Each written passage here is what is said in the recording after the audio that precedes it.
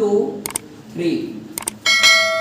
अब देखिए गति का एक पहला समीकरण है dear, first equation of motion, ये होता है v is equal to u plus at होता है।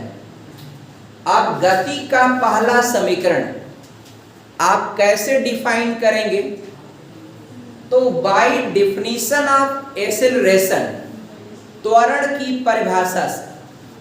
अब त्वरण की परिभाषा क्या होती है डियर, आप बताएंगे? त्वरण की परिभाषा क्या होती है? देखिए त्वरण होता है a इज इक्वल टू, ये आपका change in velocity, change in velocity upon time taken, यही होता है ना डियर, टाइम टेकन होता है। यानी यूं कह लीजिए वेग परिवर्तन की दर को त्वरण कहते हैं। अगर वेग में परिवर्तन नहीं होगा तो क्या त्वरण संभव है? नहीं। अब डियर त्वरण की 3 कंडीशन बनती। एक तो त्वरण आपका एक्सेलरेशन पॉजिटिव होता है, दूसरे में एक्सेलरेशन 0 होता है और तीसरे में एक्सेलरेशन नेगेटिव होता है। तो एक्सेलरेशन शून्य कब होगा? जब कोई भी पिंड एक नियत वेग से जा रहा है, वह अपने वेग में किसी प्रकार का कोई परिवर्तन करता ही न हो। जितने वेग से उसने चलना शुरू किया उसी वेग से वह गतिमान है। तो ये सिचुएशन किसकी होती है? ये सिचुएशन आपका त्वरण के शून्य को दर्शाती, यानी उस दशा में त्वरण क्या होता है? शून्य होता है। एक बात और समझिए, त्वरण पॉजिटिव कब होता है और त्वरण नेगेटिव कब होता है? अब ये वेग परिवर्तन, तो वेग परिवर्तन में कभी भी करिएगा तो v माइनस यू करिएगा अपॉन t, यानी कभी भी ये आपका अंतिम वेग से प्रारंभिक वेग को घटाइएगा। किससे घटाएंगे? अंतिम वेग से प्रारंभिक वेग को घटाएंगे। कभी भी आप कभी इसको अपने सुविधा के अनुसार मत घटाइएगा। और आप पहली जो दशा है इसमें u is less than v, दूसरे वाले में क्या होगा? ये आपका v आपका u के क्या होगा? बराबर। अगर इक्वल हो जाएगा तो काट नहीं देंगे इसको, और 0 अपॉन t, तो 0 में किसी भी नंबर से आप भाग देंगे, वैल्यू क्या होगा? शून्य ही होगा। और यदि आपका अगर आपका अंतिम वेग आपका छोटा हो जाए और प्रारंभिक वेग ज्यादा हो जाए तो वह दशा किसकी होती है? त्वरण ऋणात्मक की दशा प्रदर्शित करता है। और त्वरण यदि निगेटिव हो तो इस दशा को रिटार्डेशन कहते हैं, यानी हिंदी में मंदन कहते हैं। क्या कहते हैं? मंदन। अब त्वरण की यही परिभाषा है। इसी से 1 सेकंड लगता है पहला समीकरण निकालने। बटे करेंगे, तिर्यक गुणा करेंगे, तो आपका v माइनस यू और a का t में करेंगे at होगा। u उधर ट्रांसफर करेंगे तो v बराबर u plus at। This is the first equation of motion. यहाँ पर v अंतिम वेग है और u प्रारंभिक वेग है, a त्वरण है और t आपका टाइमिंग। आगे बढ़ने डियर, देख अब इसके बाद आगे चलेंगे हम लोग। देखिएगा अगर आपको सेकेंड इक्वेशन ऑफ मोशन निकालना है, देखिए त्वरण का आपको अगर मात्रक निकालना है ना, तो वेग परिवर्तन की दर, तो वेग का मात्रक होता है मीटर प्रति सेकंड, आप बट्टे सेकंड होगा, तो सेकंड बट्टे 1 करके आपका करेंगे ऐसे, तो त्वरण का मात्रक होता है मीटर प्रति सेकंड का स्क्वायर।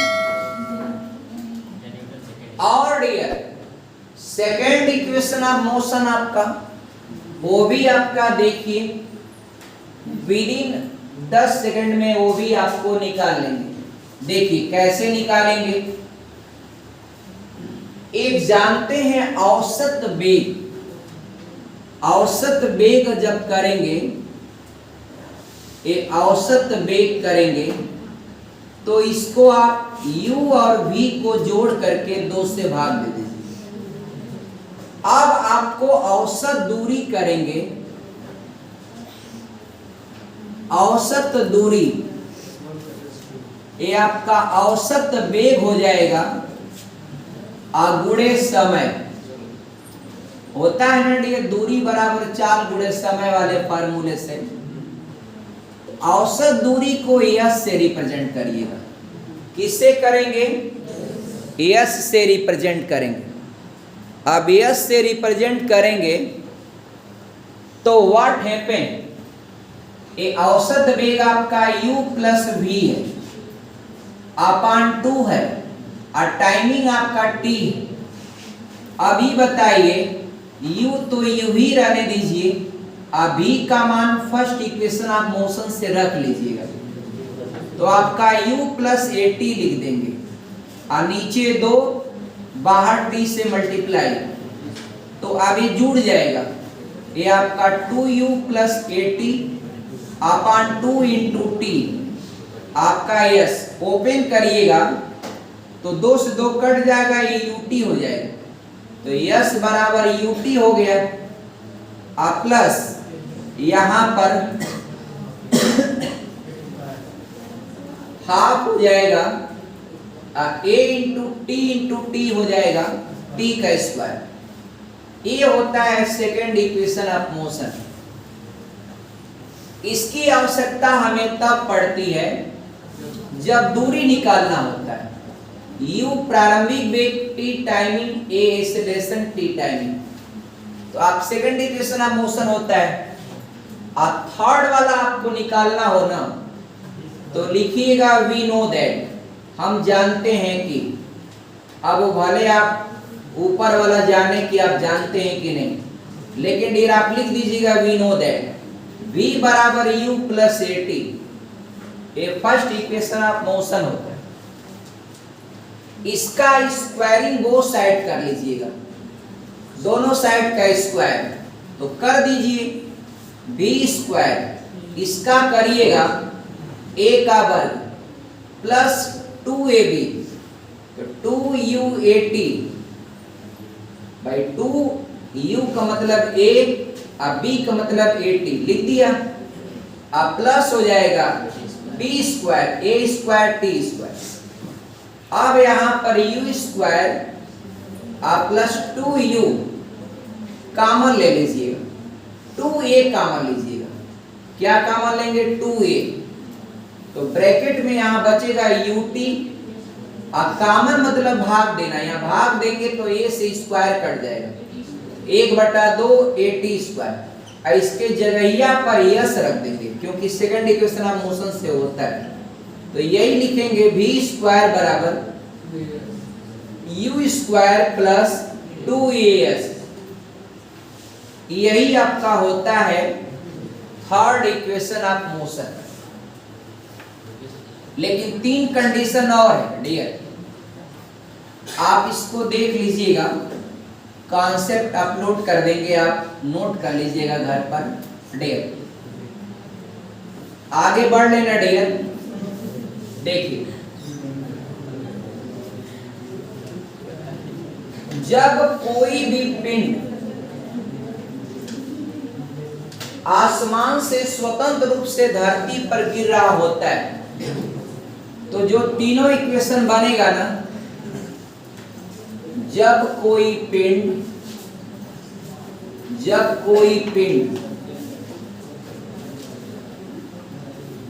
स्वतंत्र रूप से पृथ्वी पर गिर रहा हो। अब डियर कोई बॉडी अगर फ्रीली फॉलिंग होगी नीचे, तो वह ग्रेविटेशन एक्सेलरेशन के अनुदिश आएगी। जी भी नीचे की ओर खींच रहा है और बॉडी भी नीचे की ओर आ रही है, तो दोनों मान प्लस हो जाएगा। ये हो जाएगा v बराबर u प्लस gt हो जाएगा। वहां कॉमन एक्सेलरेशन था, यहां पर g ले लिया, और दूसरा हो जाएगा यस नहीं ऊंचाई h बराबर ut plus half gt square कर देंगे।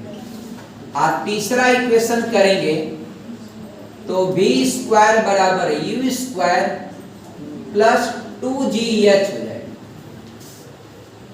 लेकिन अगर यहीं पर ठीक उल्टा, अगर किसी पिंड को ऊपर की ओर फेंकेंगे तो g के विपरीत काम करेंगे, तो सारा आपका प्लस माइनस हो जाता है। ये आपका जब किसी पिंड को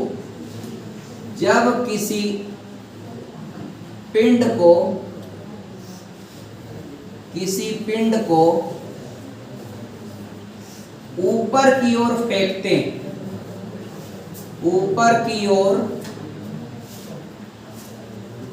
फेंकते हैं,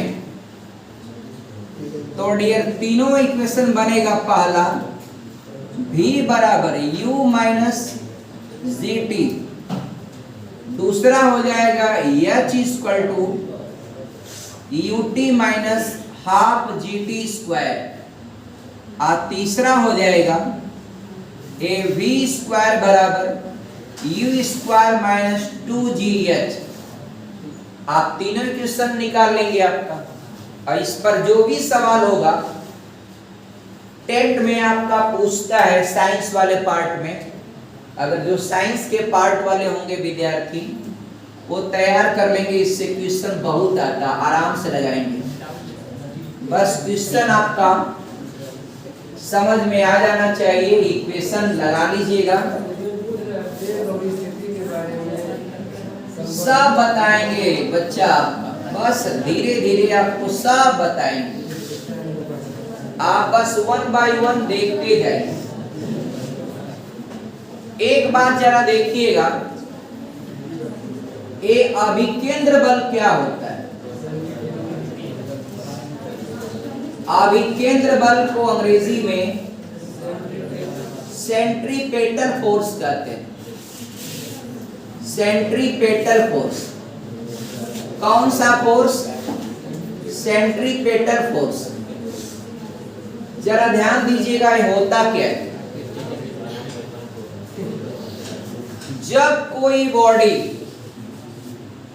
वित्तीय गति करती है, जब कोई पिंड वित्तीय गति करता है, तो उस पिंड पर एक बल सदैव लगता है और उस बल की दिशा केंद्र की ओर होती है। यही बल आपका क्या कहलाता है? अभिकेंद्र बल। इस बल का जो वैल्यू होता है F equal to mv square बटे r, जहां पर m क्या है? मास, v आपका वेलोसिटी और r आपका रेडियस। ये आपका किस वेग से आप इसको रोटेट करा रहे हैं, वेग, इसका मास क्या बन रहा है, और यह सेंटर से कितनी दूरी पर डियर। और इसी को बैलेंस करने वाला एक अपकेंद्र बल भी होता है, उसका भी मान इतना ही होता है, मगर वह माइनस में होता है। अभिकेंद्र बल की दिशा सदैव वृत्त के केंद्र की ओर होता है, और अपकेंद्र बल की जो दिशा होती है सेंट्रीफ्यूगल फोर्स, वो आपका वृत्त के केंद्र से दूर रखने की कोशिश करता है। और जब कोई बॉडी वित्तीय गति करती है, उस पर दोनों बल नहीं लगेगा, तो एक ही बल लगेगा, तो ये बॉडी आकर के केंद्र पर गिर जाना चाहिए, लेकिन यह इसको बैलेंस करता है। आप बाल्टी में थोड़ा पानी लेकर के और अगर आप उसको वर्टिकली अगर आप घुमाएंगे ऐसे, तो देखा होगा बाल्टी जब ऊपर ही चली जाएगी तो भी आपका पानी उसमें का गिरता नहीं, लेकिन उसका जो वेग होना चाहिए वह क्रांतिक वेग से अधिक होना चाहिए। तो क्रांतिक वेग से जब अधिक वेग रहेगा तो ऊपर जाने पर भी आपका नीचे की ओर वाला बल, ऊपर की ओर वाला बल दोनों बैलेंस होगा। वह पानी बाल्टी खुली होने के बावजूद भी वह पानी आपके ऊपर नहीं है। तो डियर आप समझे, एक बात और समझिए, जब आप किसी टर्निंग पॉइंट पर, मोड़ पर जब आप जाते हैं तो दो चक्के की कोई भी व्हीकल अगर आप चला रहे हैं, अपने व्हीकल को केंद्र की ओर झुका लेते हैं। तो केंद्र की ओर झुकाते क्यों हैं? आवश्यक अभिकेंद्र बल प्रदान करने के लिए। या तो नहीं झुकाना है तो अपनी स्पीड कम कर लीजिए। अगर आप अपनी स्पीड को कम कर लेंगे तो बिना झुकाए आप जा सकते हैं, लेकिन एक ठीक ठाक स्पीड अगर आप बनाए रखें तो आपको झुकाना क्या है? अनिवार्य। और नहीं तो फिर आप ही झुक जाएंगे, आगे जाएंगे तो क्या होगा? वो फिर आपका मुंह फोड़ लेंगे आपका। तो डियर ये विज्ञान पढ़ने वाले छात्र गलती नहीं करते। और ये भी देखें आपका कि मान ली बरसात का मौसम है और आपने झुकाने की कोशिश किया तो टायर के पास जो घर्षण बल है अगर वो प्रदान नहीं कर पाया तो क्या हो? गिर जाएगा। और गांवों की जो सड़कें हैं ना, वो टर्निंग पर टूटी हुई होती, कंकड़ उसके बिखरे होते और लड़के उसमें स्टंट दिखाते, हाई स्पीड में झुकाते। वह घर्षण बल, वह उसका गिट्टा क्या होता है? निकला होता है, वो देगा ही नहीं, तुरंत क्या होगा? स्लिप कर जाएगा और फिर आपका वह मुंह फोड़ लेते हैं। ऐसा देखा होगा आपने। इसलिए पढ़े लिखे लोग जो हैं, कृपया रोड की कंडीशन को भांप करके, और यदि आप झुकाते हैं, झुकाने लायक है तो आप झुका के स्पीड के द्वारा भी निकाल सकते हैं। और वैसे आपको पढ़ा होगा सामान्यतः टर्निंग पॉइंट पर अपनी व्हीकल को कोई भी क्या करता है? झुका लेता है। क्यों झुकाता है? आवश्यक अभिकेंद्र बल प्रदान करने के लिए। अब आपके मन में होगा कि सर ये बताइए कि अगर हम कार लिए होंगे तब कैसे झुकाएंगे? तो कार लिए होंगे तो आप उसमें स्टीयरिंग पर खड़े होने से नहीं झुकेगा, वो आप वहां पर कुछ भी नहीं कर सकते। वहां इंजीनियर रोड को बनाते समय आप देखे होंगे कि केंद्र की ओर सड़कें ढाल होती। कैलेंडर पर जाइए, जिधर मुड़ा है केंद्र की ओर ढाल है। टाउन इंटर कॉलेज बाईपास जो है आगे, वहां पर देखिए तो उधर ढाल है। तो इंजीनियर ऑटोमेटिक सड़क को ढाल बनाता है। ढाल इसीलिए बनाता है कि ढाल दे देंगे तो उसको वित्तीय गति, आप कोई भी सर्कुलर मोशन बिना आपका अभिकेंद्र बल के संभव नहीं है। यानी वित्तीय गति करना है तो उसमें अभिकेंद्र बल उसका एक इसेंशियल फैक्टर होता है। और अभिकेंद्र बल क्या होता है डियर? आप यही बोलेंगे, वित्तीय गति करते हुए पिंड पर एक बल सदैव उस पिंड के ऊपर लगता है जिसकी दिशा वृत्त के केंद्र की ओर होती है। उसी बल को हम क्या कहते हैं? सेंट्रीपेटल फोर्स या अभिकेंद्र बल कहते हैं। इसका मान क्या होता है? F = mv²/r। आज चूंकि फोर्स है ना, बल है ना, तो मात्रक क्या लिखिएगा? न्यूटन। क्योंकि कोई भी बल हो, बल है तो उसका एसआई मात्रक क्या होता है? न्यूटन। और आप जानते हैं एसआई पद्धति, अंतरराष्ट्रीय पद्धति कब लागू हुई? 1971। ठीक ना डियर?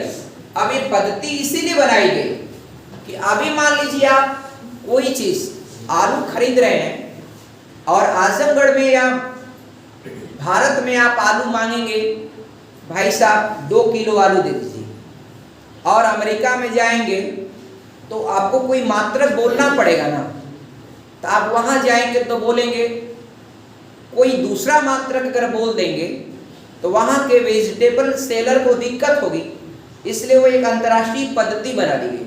हाँ, मात्रक छोटा बड़ा होता है, किलोग्राम, ग्राम, कुंटल, टन, ये आपका होता है, तो यूनिट आप हर कोई पढ़ा होता है। अब आप 1 कुंटल का ऑर्डर देंगे, everybody know that in our world आपका कि 1 क्विंटल इज इक्वल टू आपका 100 केजी, 100 किलो कितना होता है, 100 किलो।